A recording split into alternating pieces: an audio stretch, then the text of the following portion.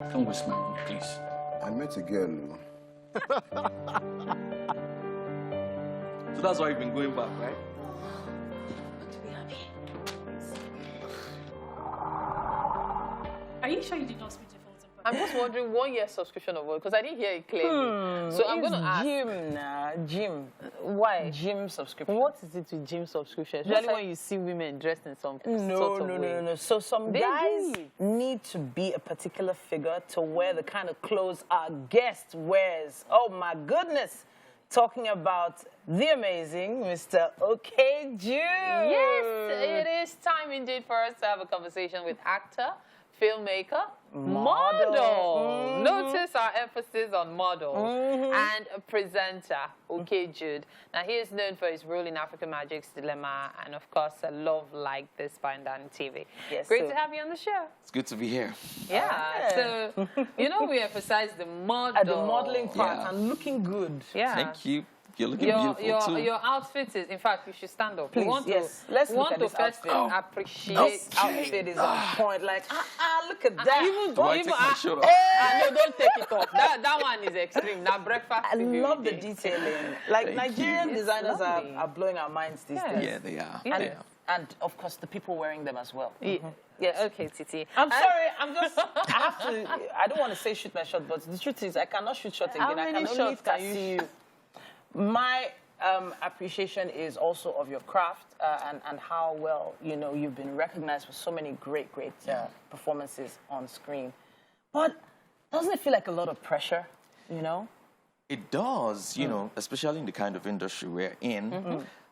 You find that you're only as good as your last work, you know, so you have that pressure to keep churning out great stuff, select the kind of roles you play, the kind of films you are in, because it's what people see that they relate to, you know. So that pressure to keep at it is not easy, but that's what we're made for, so Now, we have to keep there's a doing it. particular role you played. That's the Igbo trader Yeah.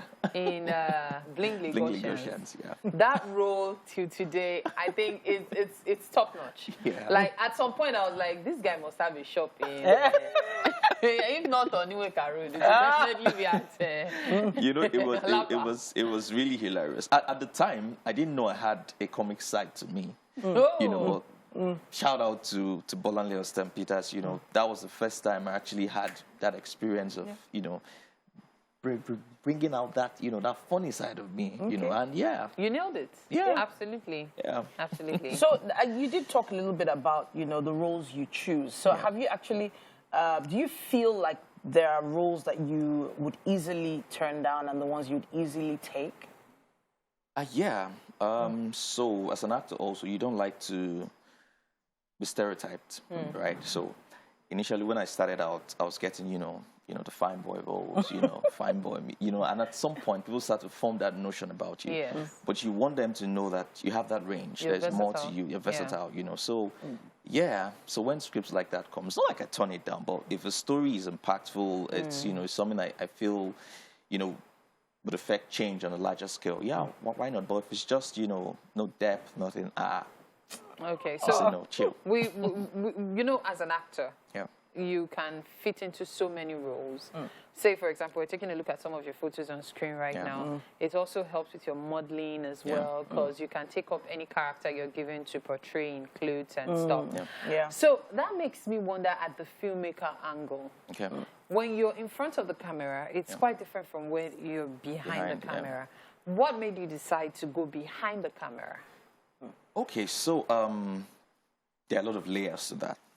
I'm married, right? And also I have that spiritual inclination, you know, and I felt the only way to churn out content, to control the kind of content you want people to see, to preach your message, you know, pass a strong message you want to, is to actually produce, you know, so that way you control the narrative. It's not just about people giving you scripts, you know, that way you control the narrative. And, you know, there's another part of the money. Okay. Yeah, because you take all the risks. Yeah, so But when it pays off, exactly, you know. take the So bounty. even though it's a high risk industry, it's a high risk, you know, sector, but you know what they say, high risk, high returns. You know, yeah. So just being able to tell your own stories and also, make There's it some. money. So let's take a little clip of seeing you in action, and then we'll be back. All right. Satisfied with your work? Look, I'm sorry, Ben, but this is not the time. He's playing you for a fool. Enough of this. You know, Wow. this makes me wonder, like, the way you fit into roles. Yeah. Do you still attend auditions, or people just call you up and say, you know what, okay, I want you to feature in my movie, and this is what I'd like you to do? Okay, so it's more of the latter. Yeah, Okay. now it's more of the latter, but of course you still get to attend auditions from time to time, even though it's not the open auditions anymore. Yeah. So you get, a call, we wanted to come in and read for this role. So that's it. It's mostly closed auditions, and we just come and read. Yeah. All right. Yeah. I'm wondering about that dream role you've always wanted to play. Is there a particular actor you've been channeling, either Nigerian or international? 007. Really? James Bond. Really now? Yeah. Okay, you know what? Here's what we're going to do now that you said it. We're going to have... Which one of which them? of them first? Which one? I like Daniel Craig. Okay. All right. Daniel is the most recent. Okay. Yeah. So here's what we're going to do. We're going to give you 30 seconds to pitch yourself for 007. Yeah. Oh, yeah. 007. Let's go. 5, 4, 3, 2, 1. Action.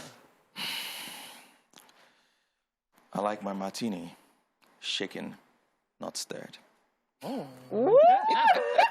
30 seconds. You said you can spoil something. 30 seconds is what we said. I was feeling like I'm sweating. Thank you. It's James Bond in the building. Titi. What now? Wow. That was James Bond. Didn't you see Okay. James Bond? No, we saw James Bond. We saw it. It's James Jude, okay?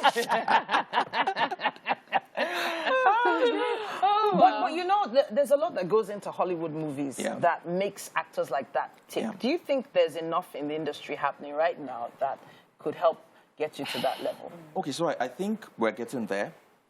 Of course, you have the influx of the Netflix, Amazon Prime, a lot of them coming in. So, yeah, the implication of that now is we have more budget, and of course there's more money to be able to do stuff, so you can say you're signed on for a project and you have, say, 1 year to prepare for it because the budget is there, So, yeah, I think we're getting there. Okay. Yeah. Okay. So now we're actually doing jobs that take a year to prepare. Yeah. Wow. But skits don't. How do you... Have you been involved in any skits? I know. No? Not. Do you plan to be?